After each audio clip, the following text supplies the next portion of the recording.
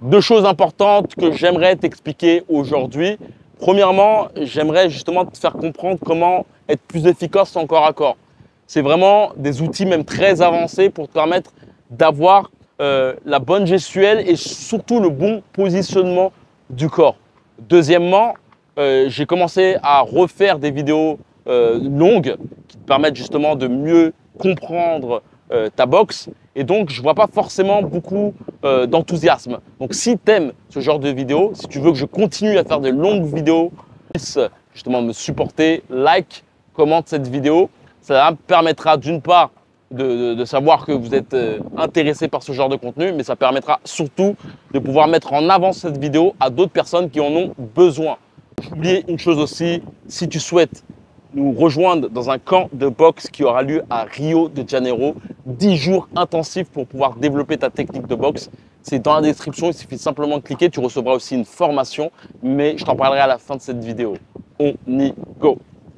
Les points essentiels pour être efficace en corps à corps, c'est de faire en sorte de premièrement faire une grande différence entre le fait d'être loin de ton adversaire, surtout si tu es un boxeur de grande taille, et le fait d'être sur ton adversaire. Il y a deux attitudes totalement différentes. Lorsque tu es loin de ton adversaire, tu es plutôt droit, très grand. Tu maintiens ton adversaire à distance. Dès que tu commences à t'approcher de ton adversaire, tu es plutôt dans l'optique de te servir de tes genoux. D'une part, pour pouvoir esquiver et pour pouvoir partir, toi, par exemple, sur les côtés, comme tu peux le voir actuellement, en effectuant un mouvement en U et en me servant justement de mon pied pour partir aussi. C'est très intéressant aussi de partir toujours à l'extérieur du pied de ton adversaire, mais jamais trop loin. En fait, si tu te pars là, en fait, tu peux te prendre le crochet de ton adversaire. Mais par contre, si tu pars là, à ce niveau-là, il y a l'épaule de ton adversaire. En fait, ton but vraiment, et ça c'est très intéressant en corps à corps, c'est toujours essayer quand tu te places sur les flancs de ton adversaire, de toujours te mettre proche du pied de ton adversaire pour pouvoir te replacer au niveau des coudes. C'est essentiel. Parce que là, je suis au niveau des coudes. Là, je ne peux pas me prendre de coups. Mais si je me mets là, je peux prendre un coup. Vraiment, pense toujours à te dire que tes zones de protection lorsque tu es dans ton adversaire sont au niveau du corps, mais au niveau aussi surtout des épaules. Tenir les épaules, par exemple, tenir ton adversaire là, sa tête elle est là, tu vois. Là, je tiens au niveau des épaules et je peux frapper et tac, tu vois. Donc ça, c'est un point très intéressant. Et n'oublie pas surtout la différence entre boxer de loin et dès que tu es justement sur ton adversaire, utilise tes genoux. Ça va te permettre, grâce à ton appui arrière, de pouvoir esquiver un bon nombre de coups. Ça va te permettre aussi de pouvoir toi partir en arrière pour pouvoir frapper. L'utilisation de tes genoux en corps à corps est essentielle. Et il y a un point aussi tout aussi intéressant. C'est pour moi une des choses qui va vraiment te permettre d'avoir une sorte d'efficacité au niveau de ta boxe. C'est-à-dire que, en fait, là, tu peux voir que tu imagines que c'est les pieds de mon adversaire. Toi, le pied avant et le pied arrière. Tu vois. En fait, lorsqu'on boxe et qu'on a une difficulté en corps à corps, c'est bien souvent parce qu'on ne sait pas comment placer nos pieds pour s'installer sur notre adversaire. Tu vois. Et si tu t'installes là, en fait, tu vas avoir une sorte de complication. C'est très cool pour frapper au niveau du plexus, mais si tu n'as pas une grosse efficacité lorsque tu veux frapper au niveau des flancs. En fait, la chose qu'il faut vraiment que tu te fasses, c'est constamment, lorsque tu te places, tu vois, je suis loin de mon adversaire, je vais constamment me placer et mettre un pied dans le milieu de l'écart de mon adversaire, tu vois. Là, j'ai un pied à l'extérieur, c'est les pieds, c'est toujours le, euh, le bras qui fauche le flanc, tu vois. Dans cette partie-là, c'est toujours le bras qui fauche le flanc, donc pied à l'extérieur et pied à l'intérieur, tu vois, qui s'aligne clairement avec le plexus solaire. Là, je vais plutôt pas visser mes points, je ne vise pas mon point et j'ai toujours ce mouvement comme ça. Tu vois, brum, brum. Donc, tu vois, je vise comme ça, ce qui me permet même, tu vois, je vise comme ça, mon pied est à ce niveau-là et je peux faucher par la suite. Après, je me replace à ce niveau-là et bram. Donc, lorsque tu te places à ce niveau-là, c'est le même principe. Tu vois, là, je vais mettre mon pied au milieu qui va me permettre de faucher à ce niveau-là.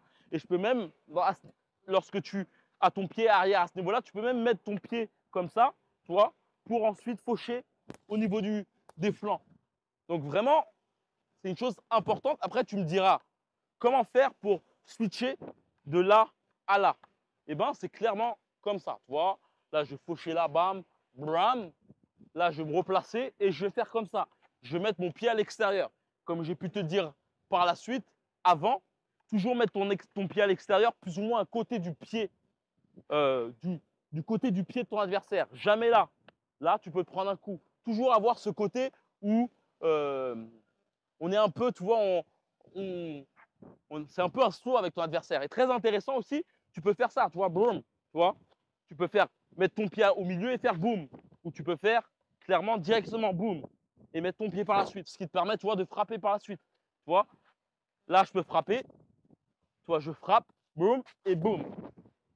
Et là, je peux frapper aussi. Tu vois, là, je vais faire ça, boum, protection et boum. Il y a deux façons de le faire. Pour de l'autre côté, ça va être ça, boum. Là, tu vois, l'épaule, elle est de l'extérieur, ce qui me permet de frapper, boum. Ou je peux faire, bam, frapper avec ça direct. Tu vois, je me mets là. Là, je frappe, bam, bram. Je frappe, bram, et bam. Tu vois, revois cette vidéo plusieurs fois et tu verras que c'est très intéressant. Mais n'oublie pas vraiment la chose qui est moi essentielle, c'est vraiment toujours ce côté, on met toujours un pied au milieu, tu vois. Toujours un pied au milieu et toujours les genoux. Ça va te permettre d'avoir même des rebonds, tu vois, des puissances un peu plus accrues au niveau de ta boxe. As-tu cette impression de stagner? As-tu aussi cette tendance à ressentir que dans des phases de combat, tu as des difficultés? Je sais que bon nombre de boxeurs ont des difficultés, par exemple, lorsqu'ils sont en corps à corps. Ils ont des difficultés aussi lorsque le rythme du combat s'accélère trop rapidement. Et parfois, tu sais, on a des adversaires qui commencent à nous comprendre. Tu vois, il y a parfois un petit talon d'Achille dans notre boxe qu'on ne parvient pas à, à remédier, tu vois. Et justement, on s'aperçoit que dès que notre adversaire nous comprend, eh ben, il parvient à facilement nous dominer. Et parfois, c'est un petit truc, tu vois, tellement anodin qu'on n'arrive pas forcément à savoir le pourquoi du comment. Tu aimerais peut-être justement comprendre un peu mieux ta boxe. Tu sais que tu pourrais mieux t'améliorer, mais tu n'as pas forcément des coachs qui ont forcément le temps de t'encadrer. Tu sens aussi peut-être que tu as une phase de stagnation, de blocage et ça te frustre globalement. Et je pense qu'on est tous plus ou moins frustrés lorsqu'on a des boxeurs qui commencent à un peu nous comprendre et des boxeurs qui voient nos failles. Et le plus frustrant globalement, c'est de ne pas savoir comment remédier à tout cela. Je voulais dire qu'il y a un camp d'entraînement de 10 jours qui se passera à Rio de Janeiro. Et durant ces 10 jours, notre but à nous deux, c'est de faire en sorte de aiguiser ta technique de boxe. Plutôt, mon but sera de t'entraîner au niveau technique et tactique pendant 10 jours. Il n'y aura pas de blabla, pas de théorie, pas de circuit training, pas de cardio, pas de muscu. Ça sera uniquement basé sur ta technique et surtout aiguiser tes armes au combat. Et surtout, le fer de lance sera basé à la fois sur ton jeu de jambes, ta capacité à pouvoir te replacer rapidement et surtout ta capacité à contrer tes adversaires. Il faut vraiment te dire que ce camp de boxe est basé uniquement sur le fight, uniquement sur la technique et sur la tactique au combat. C'est-à-dire que dès les premiers jours, tu vas ressentir des notions nouvelles dans ta boxe, surtout que pour moi, un boxeur doit avoir un focus sur le bas de son corps et non sur le haut de son corps. Ça va te permettre d'une part de pouvoir avoir plus de robustesse dans ta boxe, mais surtout plus de fluidité. Car en boxant avec le bas de ton corps, ça va te permettre justement de pouvoir mieux percuter ton adversaire sans pour autant être crispé en haut. En tout cas, c'est ma philosophie.